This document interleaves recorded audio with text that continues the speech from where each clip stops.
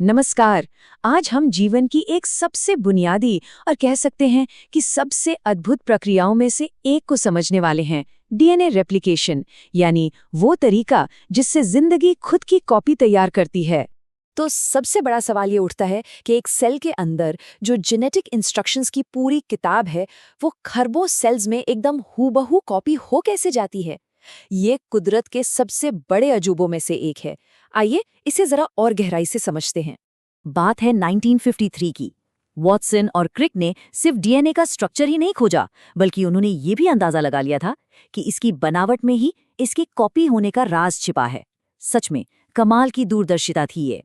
उन्होंने जो मॉडल दुनिया के सामने रखा, उसे नाम दिया गया सेमी कंजर्वेटिव रेप्लिकेशन। अब ये नाम सुनने में थोड़ा भारी भरकम लग सकता है ना? लेकिन इसका जो आइडिया है वो बहुत ही सरल और शानदार है। तो आखिर ये सेमी कंजर्वेटिव आइडिया है क्या? देखिए, डीएनए की जो डबल हेलिक्स है वो एक घुमावदार सीढ़ी की तरह दिखती है, राइट? तो रेप्लिकेशन में ये सीढ़ी बीच से खुल जाती है।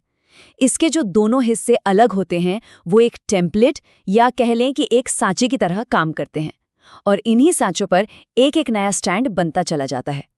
नतीजा, हमें मिलते हैं दो नए डीएनए मॉलिक्यूल्स। और कमाल की बात यह है कि दोनों में एक स्ट्रैंड पुराना वाला होता है और एक एकदम नया। तो सबसे जरूरी बात यही है, सेमी कंजर्वेटिव का मतलब ही है आधा बचा हुआ या आधा संरक्षित। हर नए डीएनए मॉलिक्यूल में आधा हिस्सा यानी एक स्ट्रैंड ओरिजिनल डीएनए से आता है, और बस यही इस पूरी प्रक्रिया की सबसे खास बात है। अब देखिए, वॉटसन और क्रिक का आइडिया तो बहुत जबरदस्त था, लेकिन साइंस में सिर्फ आइडिया से काम नहीं चलता, सबूत चाहिए होता है। और ये सबूत आया 1958 में, जब मैथ्यू मेसेल्सन और फ्रैंकलिन स्टाहल ने एक बहुत ही चालाकी भरे एक्सपेरिमेंट से इस बात को साबित कर दिखाया। उन्होंने किया क्या? देखिए, उन्होंने बहुत ही स्मार्ट तरीका अपनाया। सबसे पहले उन्होंने बैक्टीरिया को एक ऐसे मीडियम में ग्रो किया जिसमें भारी नाइट्रोजन यानी 15N था। इससे क्या हुआ? बैक्टीरिया का डीएनए भी भारी हो गया। इसके बाद उन्होंने इन बैक्टीरिया को एक दूसरे मीडियम में शिफ्ट कर दिया, इस बार हल्के नाइट्रोजन यानी 14N वाले मीडियम में। और फिर वो बस ये देखने लगे कि पीढ़ी दर पीढ़ी डीएनए का वजन कैसे बदलता है। और जो रिजल्ट्स आए वो सच में देखने लायक थे। शुरुआत में टेस्ट ट्यूब में सिर्फ एक भारी डीएनए का बैंड था, लेकिन 20 मिनट बाद, मतलब एक जनरेशन की बाद, वो बैंड बीच में आ गया। ये एक हाइब्रिड बैंड था। ये इस बात का सीधा सबूत था कि हर नए डीएनए में एक स्ट्रैंड पुराना वाला भारी था और एक नया वाला हल्का। और फिर 40 मिनट बाद हमें दो बैंड्स मिले, एक हाइब्रिड और एक हल्का। बस इससे सेमी कंजर्वेटिव मॉडल पर पक्की मोहर लग गई। ठीक है, तो अब हमें ये तो पता चल गया कि रेप्लिकेशन होता कैसे है, लेकिन सवाल ये है कि ये काम करता कौन है। इस कमाल के काम को करने के लिए सेल के अंदर बहुत ही खास मॉलिक्यूलर मशीनें होती हैं जिन्हें हम एंजाइम्स कहते हैं। और ये काम कितना बड़ा है इसका अंदाज़ा लगाइए। एक छोटे से ई कोलाई बैक्टीरिया के जीनोम में करीब 4.6 मिलियन यानी 46 लाख बेस पेयर्स होते हैं। और वहीं अगर हम इंसानी सेल की बात करें तो उसमें करीब 6.6 बिलियन यानी 660 करोड़ बेस पेयर्स होते हैं। मतलब कॉपी करने के लिए कितनी ज़्यादा जानकारी है। और ये काम सिर्फ बड़ा ही नहीं बल्कि बहुत बहुत तेजी से होता है। ई कोलाई में रेप्लिकेशन की स्पीड है लगभग 2000 बेस पेयर हर सेकंड। आप सोच सकते हैं, इस जबरदस्त स्पीड की वजह से वो अपना पूरा 46 लाख बेस पेयर का जीनोम सिर्फ 18 मिनट में कॉपी कर लेता है। कमाल है। तो इस पूरी कहानी का हीरो कौन है? वो है डीएनए पॉलीमरेज। ये वो मेन एंजाइम है जो एक मास्टर बिल्डर की तरह काम करता है। ये पुराने स्ट्रैंड को पढ़ता जाता है और उसके सामने एक नया स्ट्रैंड बनाता जाता है, और वो भी कमाल की स्पीड और एक्यूरेसी के साथ। चलिए अब थोड़ा और जूम इन करते हैं और उस जगह पर चलते हैं जहां ये सारा एक्शन हो रहा है।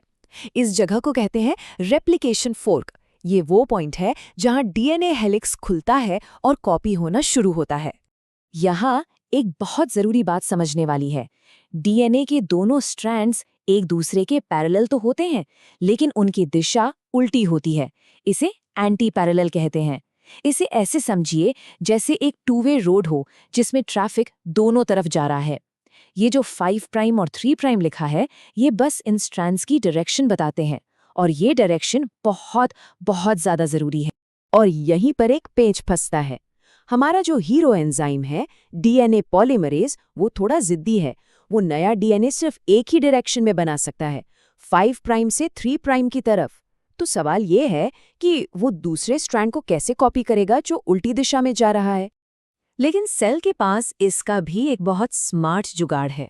जो स्ट्रैंड सही डायरेक्शन में है, उस पर तो डीएनए पॉलीमरेज बड़े आराम से एक ही बार में लगातार सिंथेसिस करता चला जाता है। इसे कहते हैं लीडिंग स्ट्रैंड।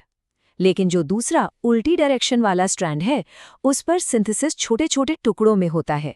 इसे कहते हैं लैगिंग स्ट्रैंड। तो अब सवाल उठता है कि इन छोटे छोटे टुकड़ों का क्या होता है। यहाँ एंट्री होती है एक और एंजाइम की, डीएनए लाइगेज। इसका काम एक मॉलिक्यूलर ग्लू या आणविक गोंद जैसा है। ये आता है और इन सभी टुकड़ों को एक एक करके जोड़ देता है और एक कंप्लीट बिना किसी गैप वाला स्ट्रैंड बना देता है। चलिए, तो अब तक हमने जो भी समझा है उसे फटाफट से रिकैप कर लेते हैं और कुछ जरूरी नंबर्स पर भी नजर डालते हैं। तो मेन कॉन्सेप्ट्स क्या थे?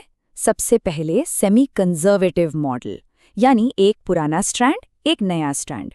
फिर हमारा master builder enzyme DNA polymerase, action का सेंटर यानी रेप्लिकेशन फोर्क, और फिर 2 तरह से होने वाला सिंथेसिस, लीडिंग स्ट्रैंड पर लगातार और लैगिंग स्ट्रैंड पर टुकड़ों में, और आखिर में इन टुकड़ों को जोड़ने वाला ग्लू यानी डीएनए लाइगेज। और ये नंबर्स इस प्रोसेस की स्केल और एफिशिएंसी को दिखाते हैं। सोचिए, 46 lakh base pair, 2000 base pair प्रति सेकंड की स्पीड से, और पूरा काम सिर्फ 18 मिनट में खत्म। ये सच में कुदरत का एक करिश्मा है। तो जिंदगी की ये कॉपी मशीन कमाल की एक्यूरेट है, पर ये एकदम परफेक्ट भी नहीं है। तो आखिर में एक सवाल छोड़ जाते हैं, क्या होता है जब इस कॉपी करने की प्रोसेस में कोई गलती हो जाए, कोई टाइपिंग मिस्टेक हो जाए? ये गलतियां, जिन्हें हम म्यूटेशन कहते हैं, असल में एवोल्यूशन का इंजन है।